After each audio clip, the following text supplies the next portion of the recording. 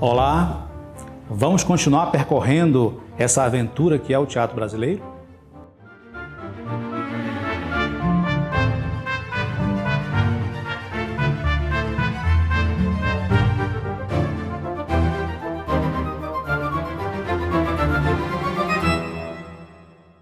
Só existe o teatro do Martins Pena porque o Brasil estava passando por transformações históricas emergentes, fundamentais, essenciais. Então, coloquei alguns fatores históricos aqui relevantes que vão refletir nessa dramaturgia.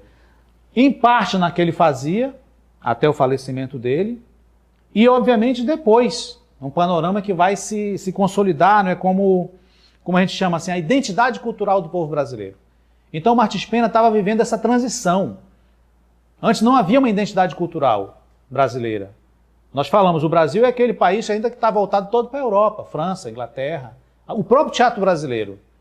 Então, quando tem esse rescaldo, essa importância fundamental desse teatro mais assim, que está com a nossa terra aqui, que está com a terra Brasilis, com a terra de Pindorama, dos índios, dos negros, dos mestiços, dos escravos, não é?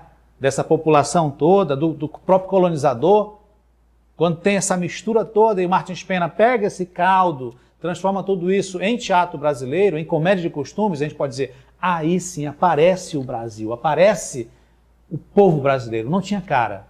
Até então, pelo menos nesse teatro, o povo brasileiro ele é aquele voltado sempre para a Europa. Então não tem. Então o Brasil é isso. Ele vai até nisso o Martins Pena é importante. Ele vai dar ossatura, ele vai dar fisionomia, ele vai dar uma roupagem essencial para esse teatro brasileiro. Então eu coloquei 3 fatos históricos aqui relevantes que vão possibilitar o chamado que eu chamei da identidade cultural no Brasil. A formação da identidade cultural. O primeiro, vivido pelo Martins Pena, a independência do Brasil em 1822.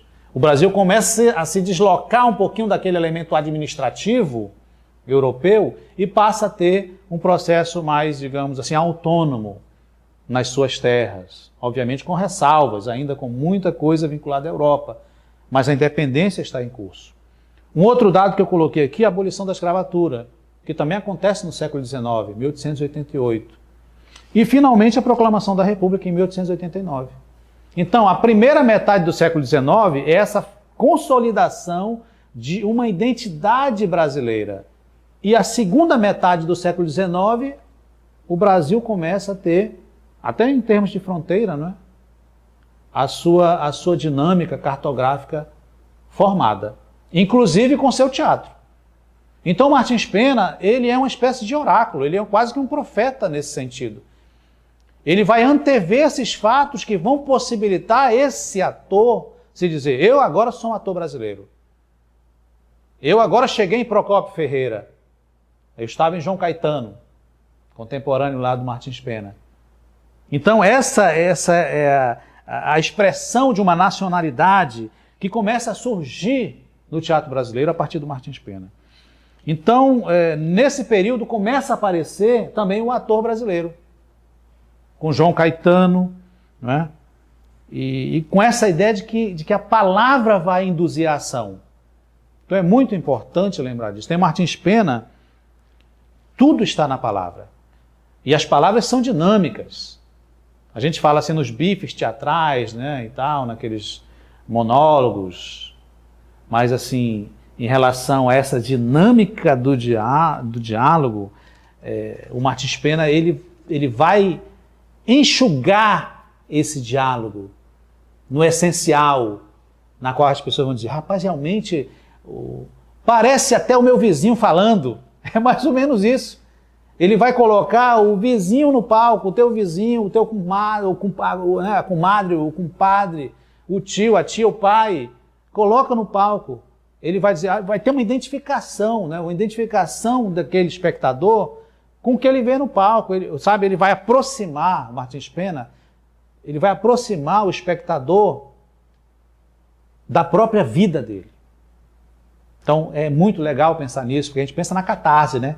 Então você está rindo de quê lá em Quem Casa Quer Casa, no Noviço, o Juiz de Paz na Roça, o Inglês Maquinista, enfim, outras, o Cigano e outras peças do Martins Pena. Você tá se enxergando a si mesmo, sem perceber. Você está rindo de si mesmo, sem perceber que está rindo de si mesmo.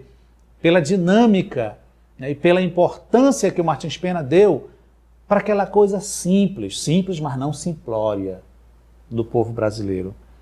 Então essa que é a importância dele. A obra-prima dele é o Noviço, então seria a obra-prima dele, do Martins Pena. Então o teatro do Martins Pena é um teatro de resistência, é um teatro que é também, né, contemplado pelo brilhantismo do João Caetano, pelas primeiras companhias que vão tornar esse teatro brasileiro um tanto quanto profissional, né? Vai ter todo um escopo, né, de uma crítica também. A gente tem que lembrar, fazer esse link, né, com essa crítica que começa a aparecer também no século XIX. Meados do século XIX, a crítica teatral no Brasil ela começa a se desenvolver nos periódicos, né? Então toda semana você tem críticos escrevendo sobre as peças, escrevendo sobre esse teatro, escrevendo sobre o Martins Pena, né? Tem uma característica também no teatro do Martins Pena que a gente chama do à parte. O que seria o à parte? O à parte é o personagem em cena, ele não sabe a verdade, mas o público já sabe. O público já sabe o que está acontecendo, o que aconteceu com aquele personagem, mas o personagem não. Ele vai entrando na história, aos poucos essa história vai se construindo, ela vai se dinamizando, ela vai se petrificando em cena, ela tem uma reviravolta, é importante destacar tudo isso, né? E o público já sabe de antemão, de boa parte do que vai acontecer. É como se o público estivesse lá no palco, lá no bastidor, sabe, na coxia, vendo, olha, sabe o que aquele personagem, sabe, alguma coisa vai entrar, e o público já sabe. Então, o à parte é uma característica dessa dramaturgia do Martins Pena.